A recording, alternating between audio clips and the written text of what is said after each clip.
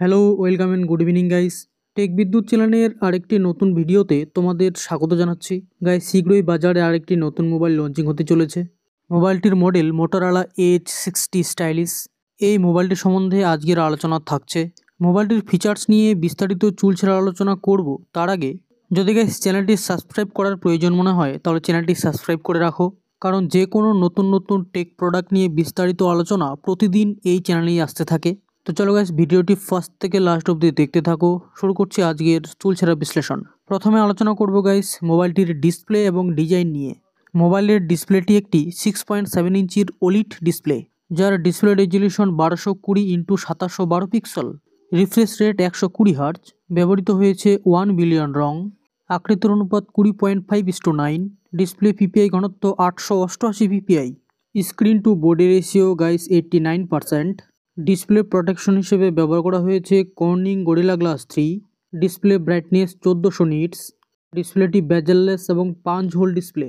স্ক্রিনটি কিন্তু guys curve screen নয়।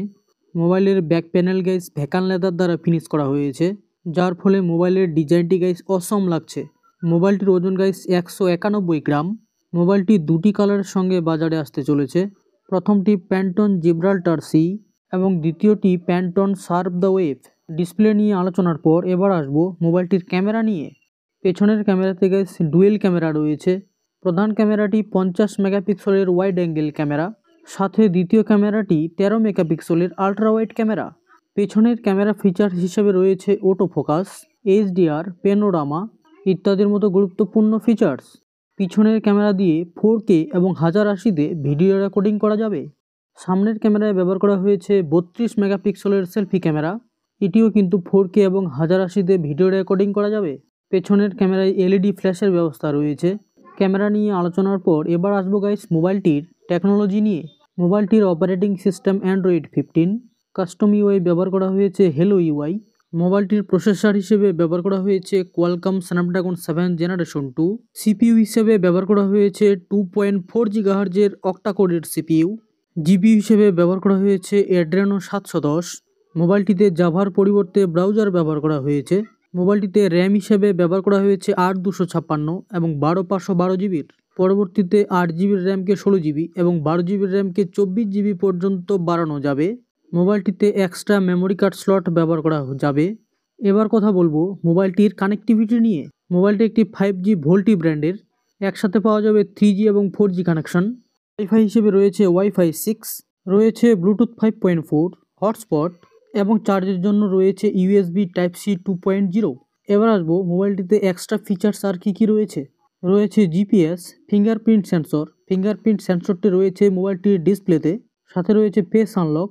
সাথে সেন্সর হিসেবে রয়েছে accelerometer, gyroscope, proximity, compass, barometer ইত্যাদির মতো গুরুত্বপূর্ণ সব ফিচার্স। রয়েছে 3.5 mm হেডফোন জ্যাক। সাথে রয়েছে NFC।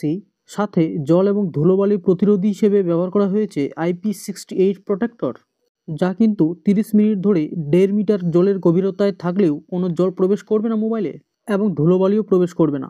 মোবাইলটিতে স্পিকার হিসেবে ব্যবহার করা হয়েছে ডুয়েল ডলবি স্পিকার, যাতে কিন্তু লাউড সাউন্ড ব্যবহার করা হয়েছে। এবার আসবো মোবাইলটির ব্যাটারিতে। ব্যবহার করা হয়েছে 5000 mAh-এর high performance lithium ion battery. সাথে রয়েছে 68 ওয়াটের টার্বো পাওয়ার চার্জিং এবং রয়েছে 15 ওয়াটের রিভার্স চার্জিংয়ের ব্যবস্থা। সব কিছু নিয়ে চুলছেড়া আলোচনার পর এবার আলোচনা করব মোবাইলটির দাম কত হতে পারে। বিশেষজ্ঞরা বলছেন মোবাইলটির দাম গাইস 23,000 টাকার মধ্যে থাকবে ইন্ডিয়াতে, যেখানে বাংলাদেশে মোবাইলটির দাম গাইস 35 থেকে 40,000 টাকার মধ্যে হতে চলেছে। এবার আলোচনা করব এই দামে মোবাইলটি বাই করা যায় কি না। মোবাইলটিতে গাইস মোবাইলটির ডিসপ্লেটি খুব ভালো হতে চলেছে। ডিসপ্লেটির পিপিআই ঘনত্ব, রিফ্রেশ রেট, ব্রাইটনেস সব কিছুই ভালো। পেছনের ক্যামেরাতে এই দামে 50+13 মেগাপিক্সেল ব্যবহার করেছে। আমার মনে হয় আরও ভালো ব্যবহার করা যেত। সামনের ক্যামেরাতে 32 দিয়েছে, মোটামুটি ঠিকঠাকই বলবো। গাইস মোবাইলটিতে স্ন্যাপড্রাগনের প্রসেসর ব্যবহার করেছে 2 জেনারেশনের, খুব ভালো প্রসেসর। মোবাইলটির স্টোরেজও ভালো 8/256, কিন্তু সিপিইউটি গাইস 2.4 GHz-এর ব্যবহার করেছে, অর্থাৎ স্লো স্পিডের একটি সিপিইউ। অর্থাৎ মোবাইলটির স্পিড তুলনামূলক স্লো হতে চলেছে। আরও বেশি স্পিডের সিপিইউ ব্যবহার করা যেত। গেমিং চলবে, কিন্তু অতটাও বেশি আশা করা যায় না। মোবাইলটির অপারেটিং সিস্টেম অ্যান্ড্রয়েড 15, বেশ ভালো চলতিমান একটি অপারেটিং সিস্টেম। মোবাইলটিতে সিকিউরিটি হিসেবে 3 বছরের আপডেট রয়েছে, বেশ ভালো। সবশেষে মোবাইলটির ব্যাটারি গাইস 5000 mAh, যেখানে আরেকটু ভালো ব্যবহার করা যেত, অর্থাৎ 5500-এর উপরে।